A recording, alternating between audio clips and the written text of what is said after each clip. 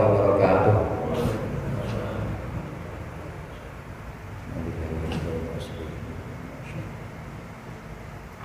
Al-Fatihah.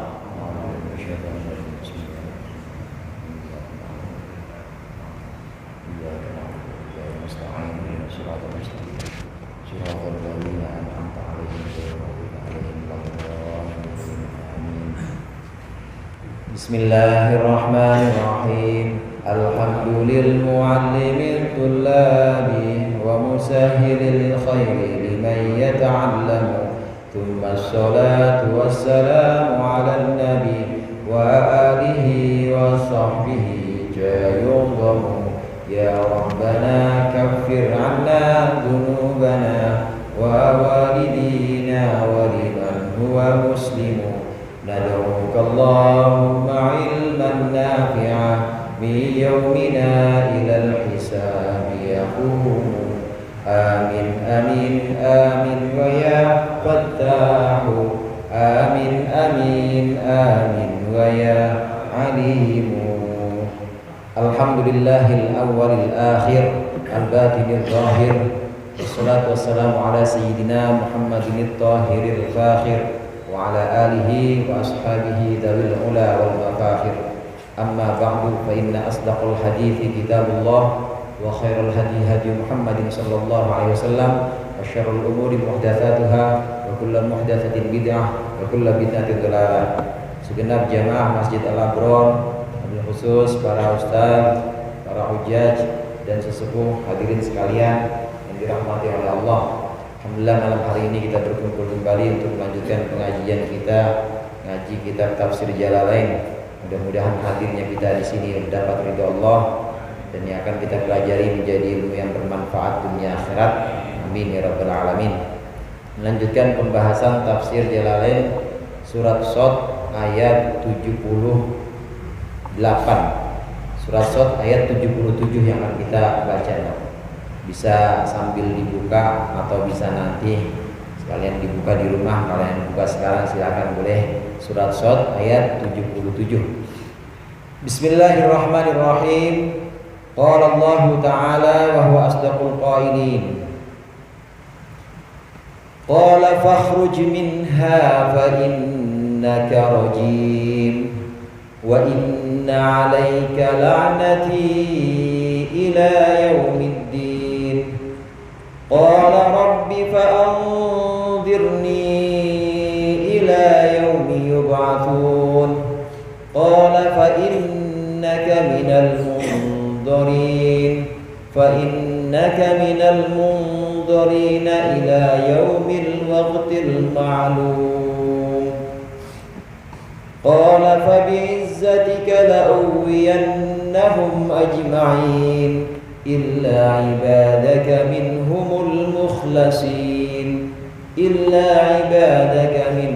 المخلصين. Qala berkata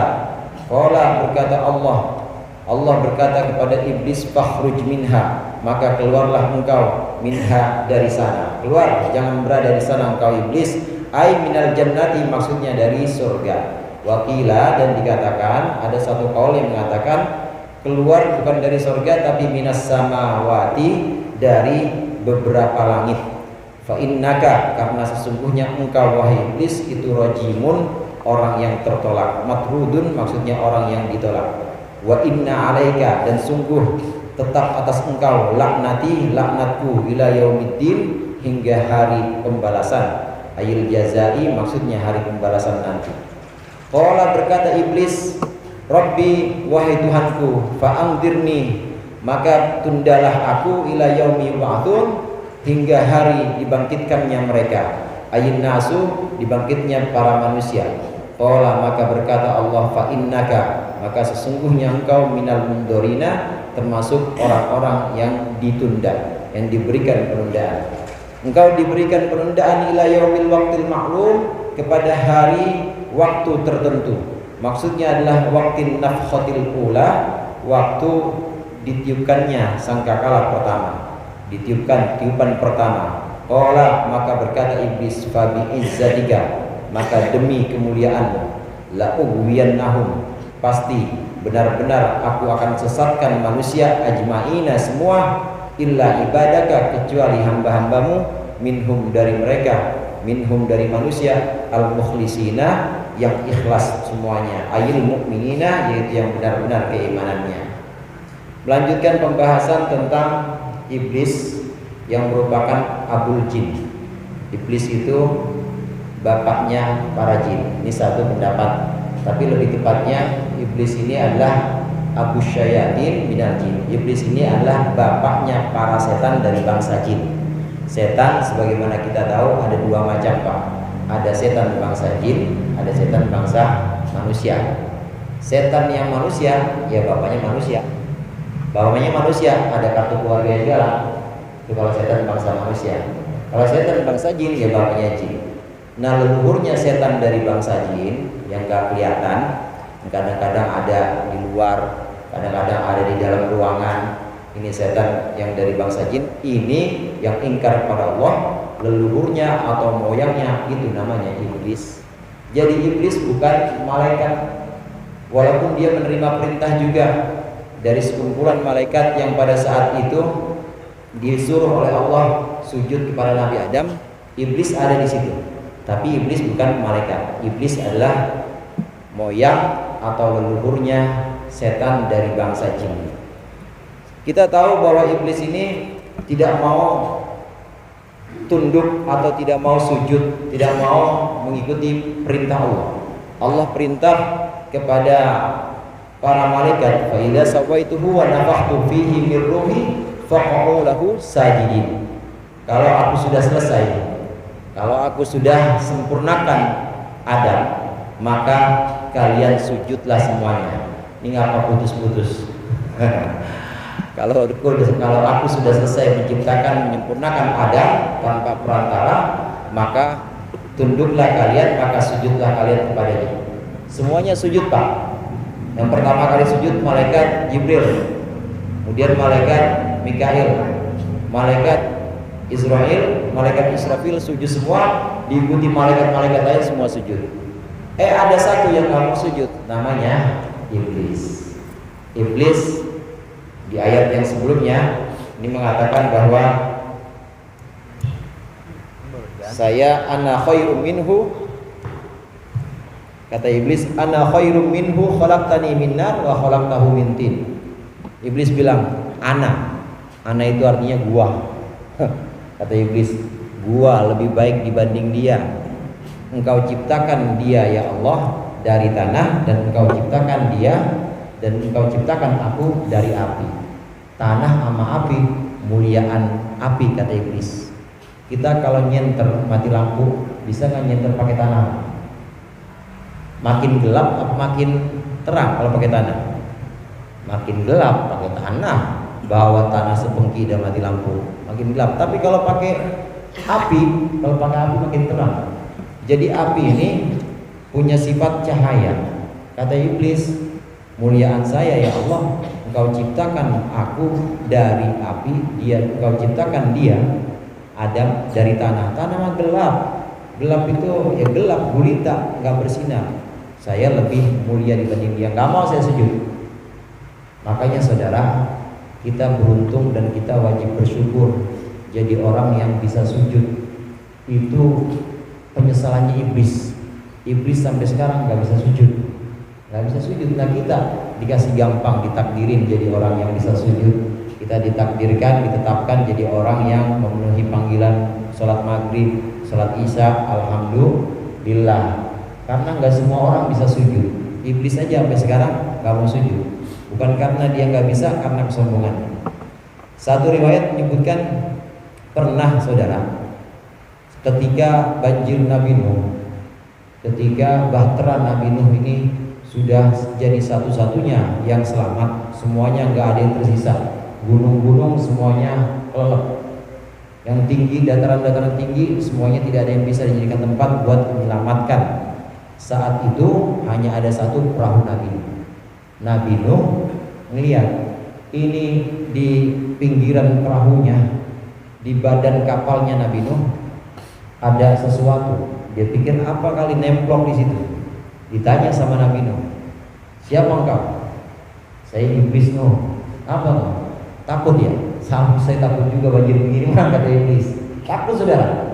Orang udah gak ada ampun itu, yang selamat cuma yang ada di perahu. Iblis gelayutan atau nempok di perahunya Nabi Nuh. Bilang iblis pada Nabi Nuh, bilang ya wahai Nuh, pada Allah saya mau tobat. Tolong sampaikan kepada Allah saya mau tobat, saya mau kembali ke jalannya, saya mau mengikuti perintah-perintahnya. Sampaikan ini oleh Nabi Nuh kepada Allah. Ya Allah, itu iblis nemplok di perahu saya. Gimana itu supaya dia bisa engkau terima taubatnya? Bilang Nuh, bilang kepada iblis, aku terima taubatnya iblis, aku terima taubatnya dia selama dia mau sujud, mau sungkem di kuburannya Nabi Adam. Disampaikan oleh Nabi Nuh kepada iblis. Iblis, Allah bilang engkau akan diterima taubatnya dengan satu syarat. Apa syaratnya wahai Nabi Nuh? Nanti banjir rabi engkau sujud ke kuburannya Nabi Adam. Kata iblis, apa saudara? Waktu zamannya masih hidup aja saya kagak mau sujud, apalagi udah mati. Oh gak amat katanya. Tuh sombongnya iblis itu. Lah hidupnya aja saya nggak mau sujud, apalagi mati. Enggak mau. Tuh sombongnya iblis. Dia ngerasa api lebih utama, lebih mulia dibanding tanah. Karena api ini punya sifat cahaya, bisa menerangkan. Saudara sekalian, iblis lupa tanah meskipun gelap itu sumber kehidupan. Tanah meskipun dia seolah-olah nggak hidup mati, tapi sumber kehidupan. Padi dari mana asalnya? Tanah. Pohon-pohonan dari mana asalnya? Tanah. Kita bisa hidup makannya padi, makannya sayur. Kita bisa hidup makannya ikan, sapi, kambing. Itu semua makanannya dari tanah. Jadi tanah sumber kehidupan. Artinya kesudahannya tanah atau kelanjutan tanah itu kehidupan. Kelanjutan tanah itu adalah sesuatu yang sifatnya hidup dan menyemarakkan dunia. Itu tanah walaupun asalnya mati. Makanya mahal tanah. Sampai sekarang kan menjadi mahal. Ya, walaupun ada tanah sengketa juga tetap mahal itu. Itu tanah walaupun gelap, seolah-olah rendah, tapi sumber kehidupan.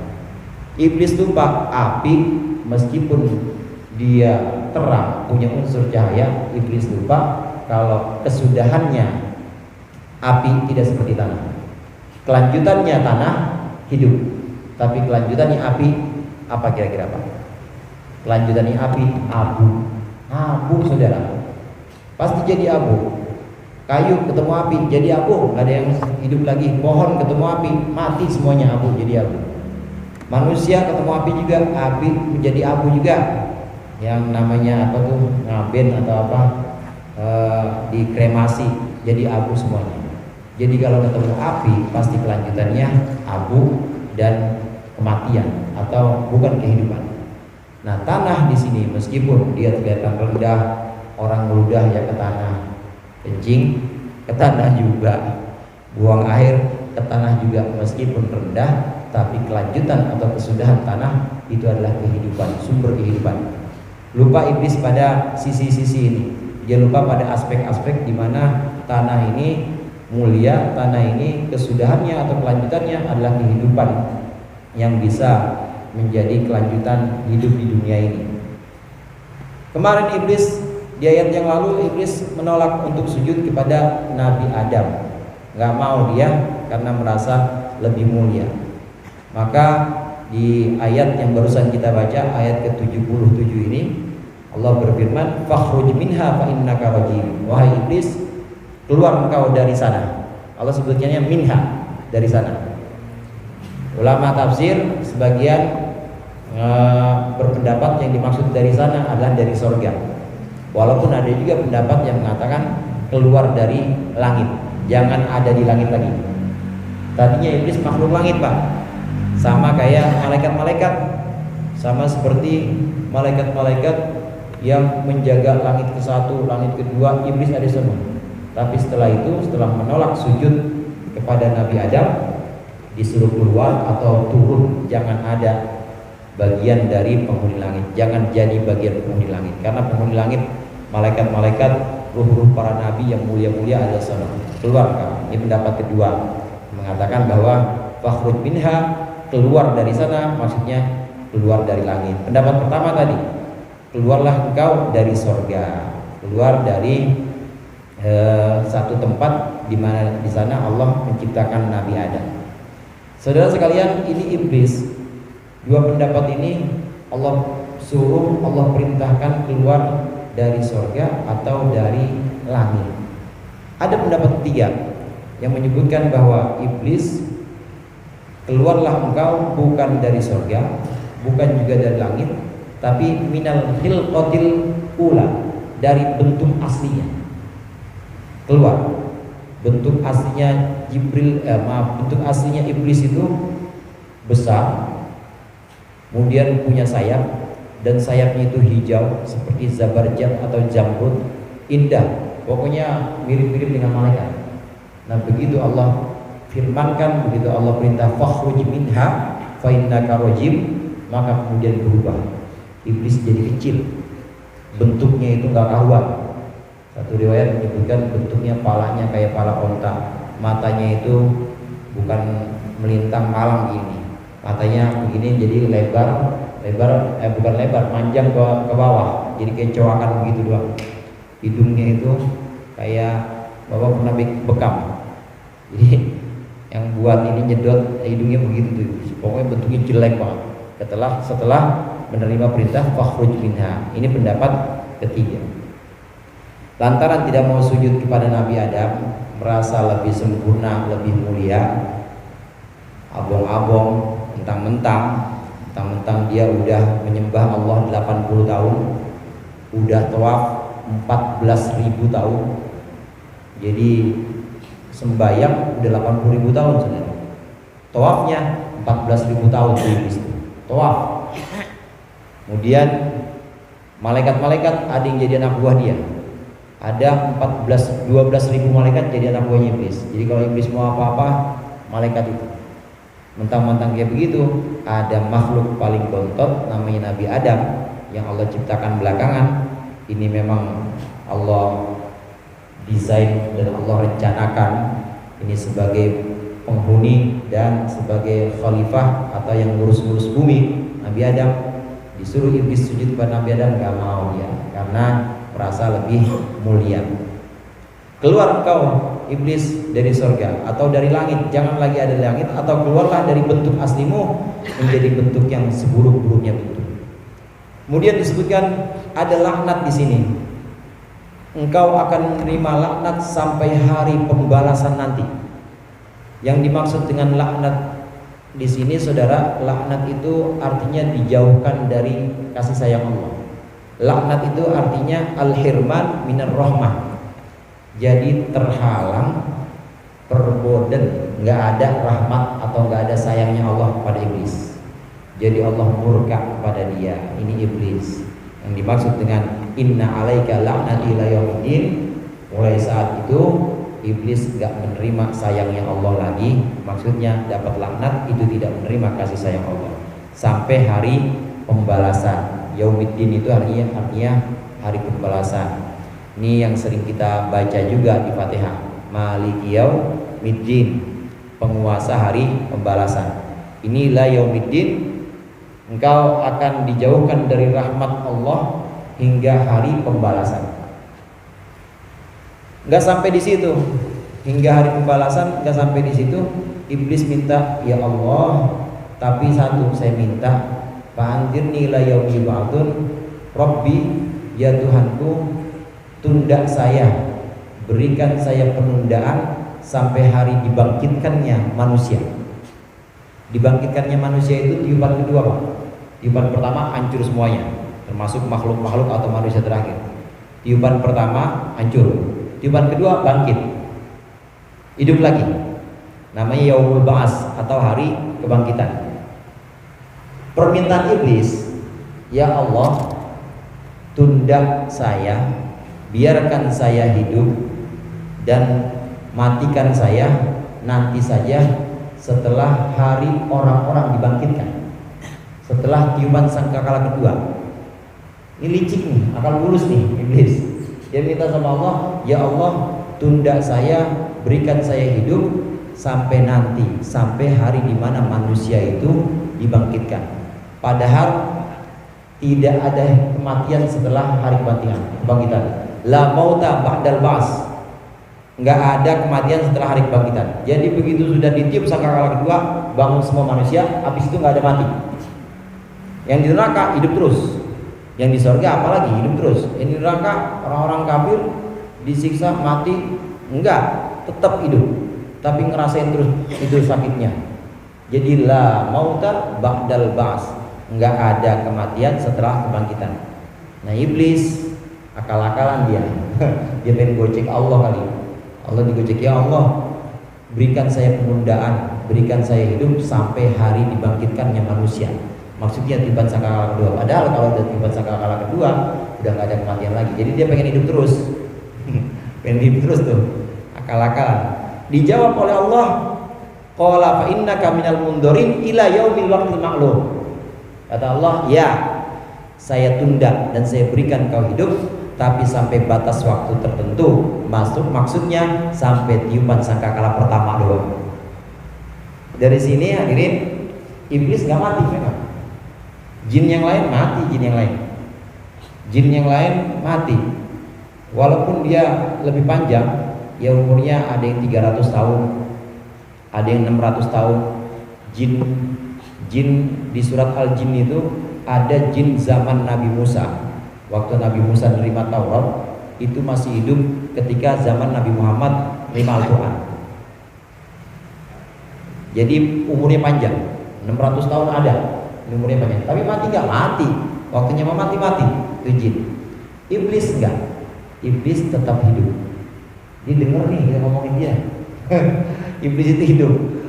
Iblis hidup sampai ditiupkannya sangkakala pertama. Jadi ketika Allah tiupkan sangkakala pertama melalui malaikat Israfil, Allah perintahkan malaikat Israfil, semuanya itu mati, hancur, termasuk iblis hancur. Yang nggak mati cuma orang-orang atau malaikat-malaikat yang Allah izinkan untuk tetap hidup, yaitu malaikat Israfil tetap hidup. Ya masa iya dia yang niup, dia yang mati kan enggak. Malaikat Israfil hidup, malaikat Jibril masih tetap hidup, malaikat Mikail masih tetap hidup, termasuk malaikat Israel yang bikin orang mati tetap hidup juga. Jadi 4 itu, dan Allah tentunya. Sampai nanti, singkatnya sampai nanti setelah melalui kudrah Allah, kekuasaan Allah, yang terakhir diwafatkan atau dicabut nyawanya malaikat Jibril yang terakhir.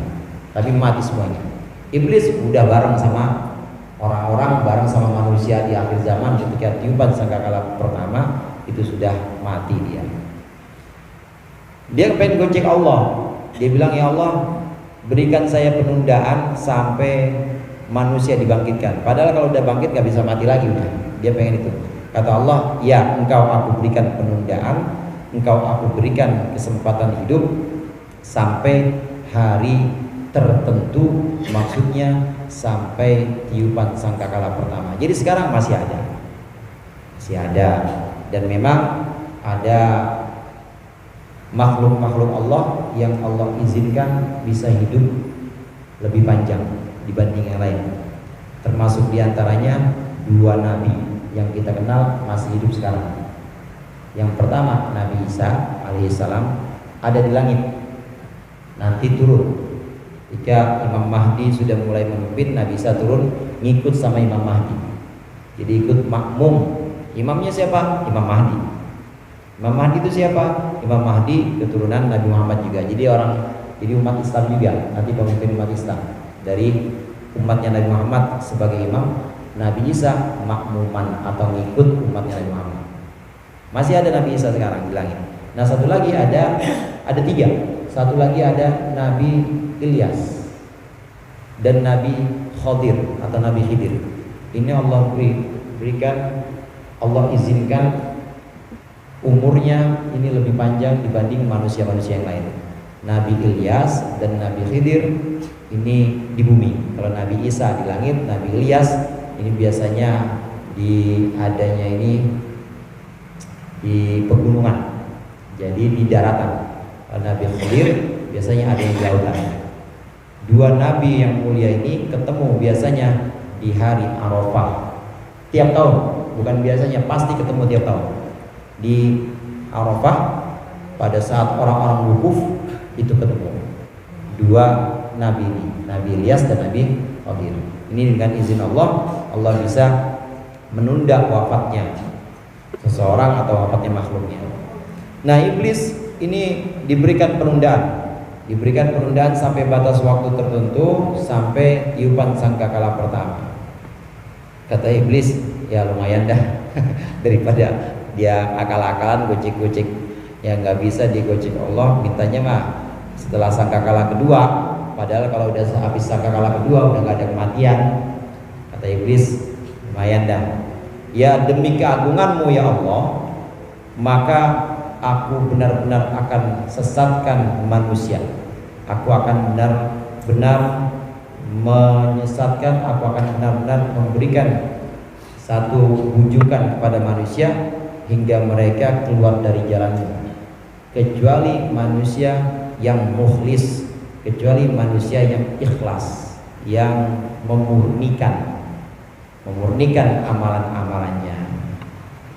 Kata-kata ikhlas, saudara, akhlaso yukhlisu ikhlason, itu artinya memurnikan. Jadi murni. Kalau sembahyang sholat nyembah Allah ya nyembah Allah aja. Jadi nggak nyembah yang lain-lain, bukan nyembah sejadahnya, bukan nyembah BHS-nya, atau bukan nyembah baju kokohnya. Benar-benar ikhlas. Begitu juga ibadah-ibadah yang lain. Kalau puasa ya karena Allah, ya harus karena Allah. Bukan karena pengen dilihat orang, bukan karena pengen dapat rezeki yang banyak. Itu namanya ikhlas. Orang yang masih belum memurnikan ibadahnya ini masih rentan digoda sama iblis. Ada satu makalah yang kemarin juga sempat saya sampaikan. An-nasu kulluhum mauta illal alimin. Manusia semuanya itu mati.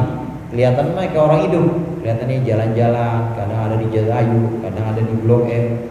Tapi itu sebenarnya orang mati kalau dia nggak punya ilmu.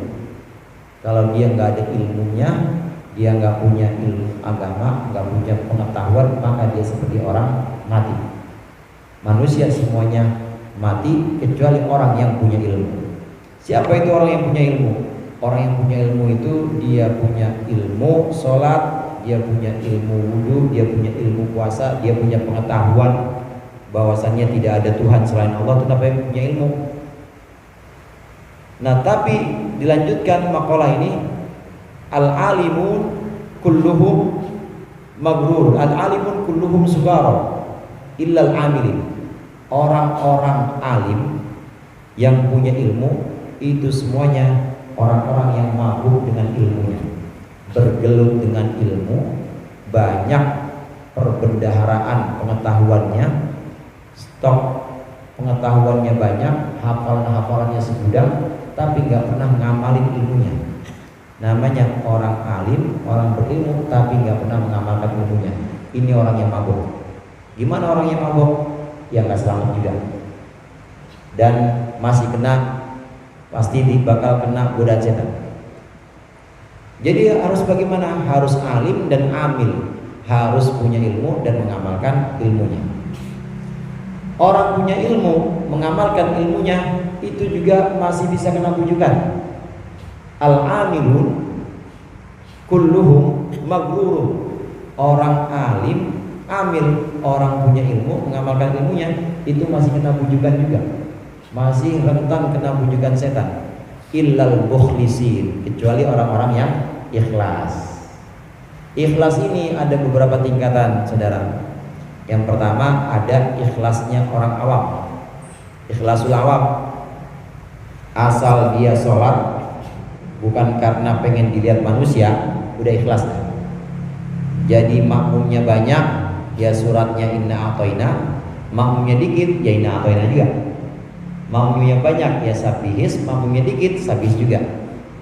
Jangan makmumnya banyak, lurah lagi jadi makmum, dia baca sabihis. Tapi begitu cuma 2 orang, anak kecil lagi dia baca inna atoina. Namanya itu sholat bukan karena Allah tapi pengen dilihat makhluk, namanya riya. Itu udah bukan ikhlas. Tapi kalau dia sholat lillahi ta'ala benar-benar karena Allah, maka sudah disebut ikhlasnya orang awam. Tapi Ustaz, dia kalau sholat itu pengen supaya rezekinya lancar. Dia duhaan juga itu supaya narik rezeki, dia duha mah. Dia pengen fadilahnya itu. Dia pengen keutamanya duha, baca waqiah juga pengen keutamanya waqiah. Itu gimana? Ikhlas sudah. Tapi ikhlasnya orang awam. Yang penting dia baca waqiah bukan karena pengen dilihat orang, sholat duha bukan karena pengen dilihat orang, walaupun karena pengen rezeki nggak apa-apa. Namanya ikhlas orang awam. Dari sini ikhlas orang awam bisa kita katakan ikhlasnya orang awam ini sudah selesai atau sudah bersih dari riya. Ini ikhlas orang awam.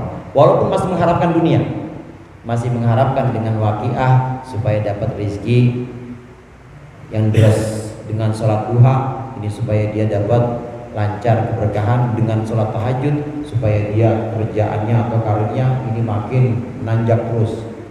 Masih ada keinginan-keinginan itu nggak apa-apa, itu ikhlasnya orang awam. Jadi boleh nggak kita seperti itu? Boleh. Itu menurut pandangan ikhlasnya orang awam, atau pada tataran awam boleh ikhlasnya seperti itu. Mengamalkan sesuatu karena ada fadilah atau keutamannya boleh. Namanya juga ikhlas orang awam. Ngarepin dunia nggak apa-apa, yang penting jangan ngarepin pandangan orang atau riya tadi sebutannya, pamer. Yang kedua ada ikhlasul khas, ada ikhlasnya orang-orang khusus. Ikhlasnya orang-orang khusus. Yang pertama tadi ini ikhlas orang awam, insya Allah itu udah digoda setan juga udah sulit, udah agak sulit setan. Soalnya dia memang udah bukan karena orang, dia pengen dapat dari Allah saja.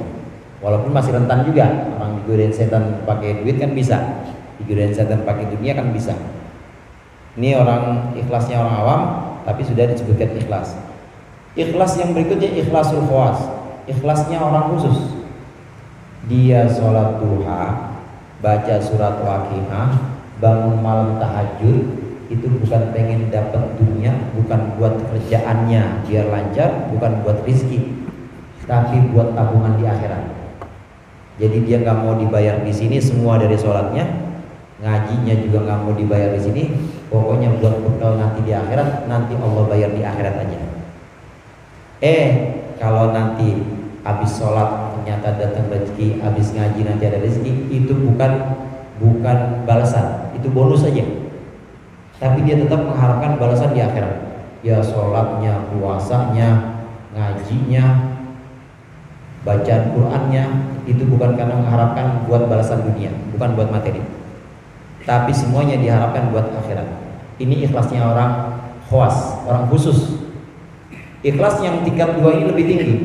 Jadi udah lewat dunia Pak, udah melampaui dunia. Jadi dia udah gak dipikirin, yang dia pikirin akhirat. Di akhirat dengan sholatnya, dengan bacaan Quran dan puasanya, dia dengan segala ibadahnya, dia berharap di akhirat masuk surga, selamat dari neraka. Itu ikhlasnya orang khawas. Namun dia dari ibadahnya masih mengharapkan surga, dari ibadahnya dia masih menghindarkan neraka. Ini masih khawas.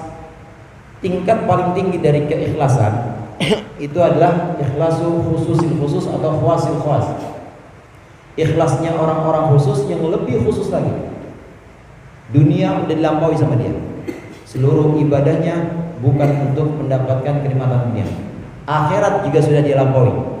Seluruh ibadahnya bukan karena pengen surga, bukan karena takut neraka, tapi ibadahnya cuma karena Allah.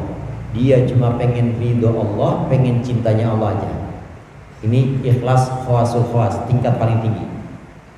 Orang yang tingkat ikhlasnya paling tinggi ini ditaruh neraka, dia ridho aja. Yang penting Allah senang, yang penting Allah cinta kepada dia. Karena yang aku inginkan bukan surga, yang aku takutkan bukan neraka, yang aku inginkan hanya cinta Allah, dan yang aku takutkan murkanya Allah. Di surga, di neraka pun gak apa-apa, yang penting Allah cinta. Karena yang namanya cinta, walaupun di tempat yang kelihatannya sulit, tapi kalau ada kekasih, kalau ada orang yang dicintai, ada sayang dari kekasihnya, maka akan gak berasa. Orang kan kalau pacaran misalnya ya, di tempat yang padahal mah ini ya berjubel keringetan, tapi yang namanya pengantin baru sama kasihnya nggak berasa tuh. Kenapa? Bersama kekasihnya. Begitu juga orang ikhlas yang ikhlasnya sudah tingkat tinggi, udah tidak mengharapkan surga dan dia sudah tidak takut neraka, dia hanya mengharapkan ridho Allah dan dia hanya takut Allah murka kepada dia. Ini tingkat ikhlas yang paling tinggi. Ikhlas yang paling tinggi ini hadirin, ini yang tidak bisa dibujuk dan dirayu oleh iblis. Nggak bisa iblis. Karena dia sudah melabuhkan semua tujuan ibadahnya bukan buat dunia. Mau digoda pakai dunia gimana? Dikasih kekayaan juga dia nggak mau. Dan juga bukan buat akhirat. Mau digoda pakai akhirat, misalnya engkau akan diterima taubatmu, engkau akan masuk surga, misalnya ada yang mengatakan begitu, dia juga tidak mau. Dia nggak bakal mau. Kenapa? Karena yang dia pengen bukan itu, yang dia pengen hanya Allah semata. Ini yang seperti ini sulit. Yang seperti ini sulit digoda sama iblis. Ini yang disebut dengan mukhlisin. Iblis bilang di sini, aku akan goda, aku akan sesatkan manusia kecuali hamba-hambamu yang mukhlis, hamba-hambamu yang ikhlas, yaitu yang sudah murni ibadahnya lillahi ta'ala. Murni ibadahnya hanya karena Allah. Udah benar-benar la haula wala quwata illa billah. Dia nggak merasa dengan sholatnya, nggak merasa layak dikasih penghargaan. Dengan puasanya dia tidak mengharapkan balasan dari Allah apapun, nggak mengharapkan surga, apalagi mengharapkan materi, enggak. Yang kayak begini iblis susah goda ini. Sebab dia gandolan terus, gondelan terus, sebab dia bergantung terus kepada Allah. Kalau sudah bergantung terus kepada Allah, tidak kepada surga, tidak kepada neraka, apalagi kepada dunia, enggak, maka iblis susah iblis. Nggak bisa menggoda orang yang seperti ini. Nah, ada yang sederhana Bapak sekalian. Ada yang sederhana, ikrar keikhlasan atau ikrar tentang memurnikan ibadah kita. Ini disederhanakan dalam lafaz la haula wala quwata illa billah. La haula, tidak ada kekuatan melaksanakan taat, wala quwata, dan tidak ada kekuatan menjauhkan maksiat, illa billah, kecuali dituntun oleh Allah. Kita bisa ngaji, bisa sholat, langsung buru-buru. Ini bukan bisanya kita, bukan kebolehan kita, tapi ini Allah. Allah terus yang dia ingat, bukan aku. Kalau diingatnya ini aku bisa sholat, aku bisa ngaji, iblis gampang masuk di situ. Tapi kalau sudah menyebutkan la haula wala quwata, la haula illa billah, tidak ada kekuatan melaksanakan ibadah kecuali Allah yang nuntun, saya mah nggak bisa apa-apa ya Allah, ini bukan kebolehan saya, ini engkau, jadi Allah ambil alih. Maka Allah yang melindungi, Allah yang backup semuanya.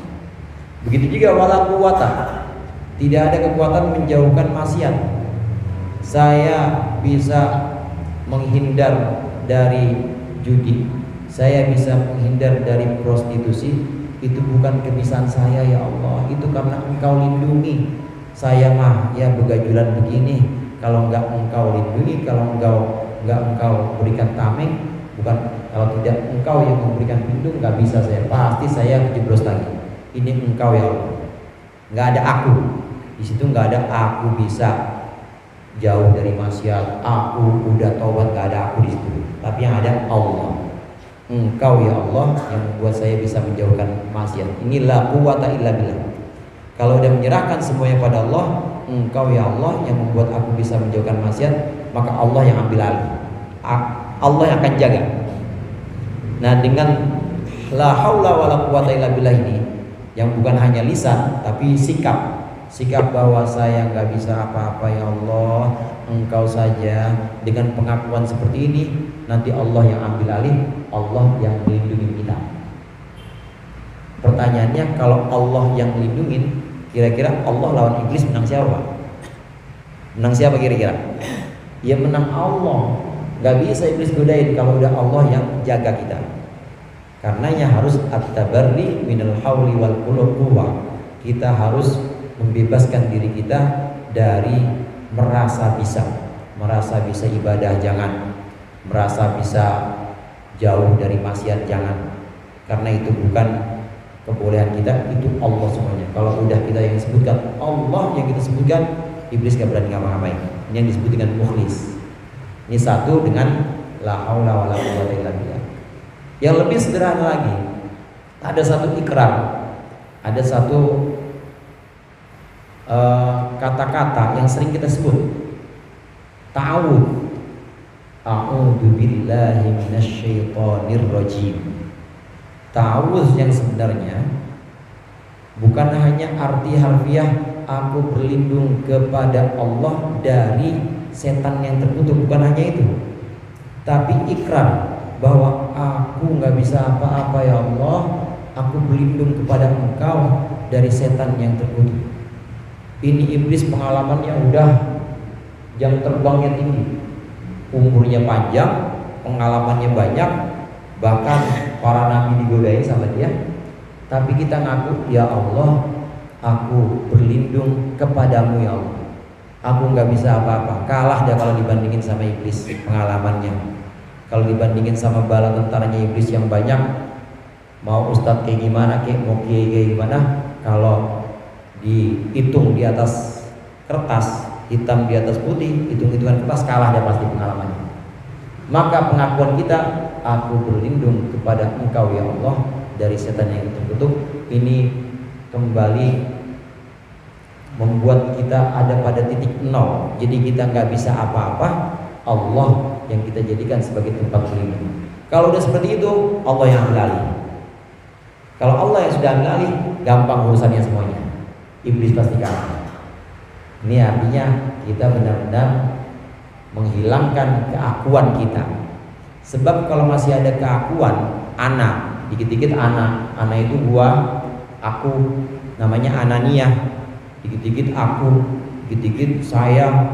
Kalau masih ada saya, ini saya bisa sholat, saya bisa tobat, saya bisa. Kalau udah ada saya atau aku, itu gampang jadi pintu masuknya iblis.